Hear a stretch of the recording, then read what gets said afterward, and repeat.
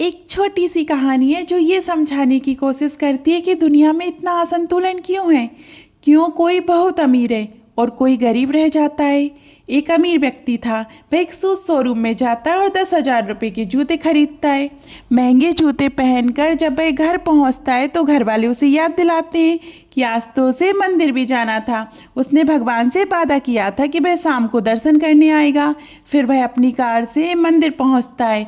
जैसे ही वह मंदिर की सीढ़ियां चढ़ने लगता है, वह अपने जूते उतारता है।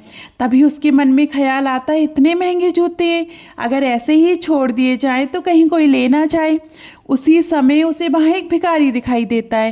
वह भिखारी से कहता है, भाई साहब, मैं ये जूते यहाँ रख कर जा रहा हूँ, कृपया इनका ध्यान रख लेना, आपसे हाथ जोड़कर निवेदन है।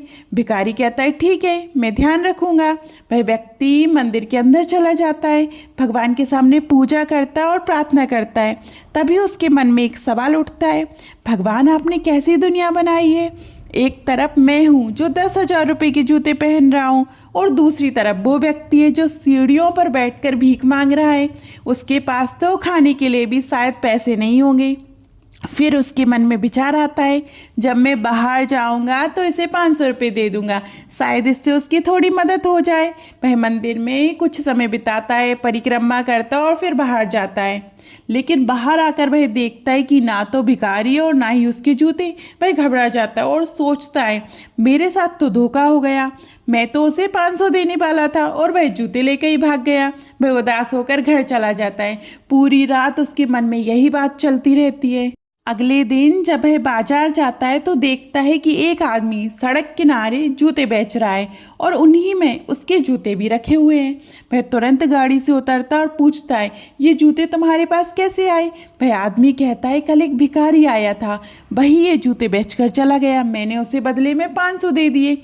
ये सुनकर अमीर व्यक्ति मुस्कुराता है, कुछ नहीं कहता और वापस अपनी कार में बैठ जाता है। वह फिर से मंदिर जाता है और भगवान के सामने हाथ जोड़कर कहता है, बाप प्रभु, आपकी लीला भी निराली है। आपको उस भिखारी को 500 दिलवाने थे, आपने माध्यम मुझे बनाया, लेकिन वह अपने जीवन को बदलना ही नहीं चाहता था। उसने चोरी का रास्ता चुना। अगर मैं उसे अपने हाथ से 500 देता तो शायद उसके जीवन में कुछ अच्छा बदलाव आता, लेकिन उसके कर्म ही ऐसे हैं, इसलिए उसकी हालात भी वैसी है। ये एक छोटी सी कहानी है, लेकिन एक गहरी सीख देती है। इस दुनिया में जो कुछ भी होता है उसके पीछे एक कारण होता है और सबसे बड़ा खेल कर्मों का होता है। आप नहीं जानते कि आप आज जिस स्थिति में हैं उसके पीछे कौन से पुराने कर्म हैं। इसलिए जीवन में ऐसे कर्म कीजिए कि जब कोई कहे तुझे तेरे कर्मों का फल मिलेगा तो वह आपको आशीर्वाद की तरह लगे, ना कि श्राप की तरह। आपको ये कहानी कैसी लगी कमेंट में ज़रूर बताइएगा। और अभी तक आपने हमारे चैनल परंपरा और प्रतीक्षा को सब्सक्राइब नहीं किया है तो जल्दी कीजिए। धन्यवाद।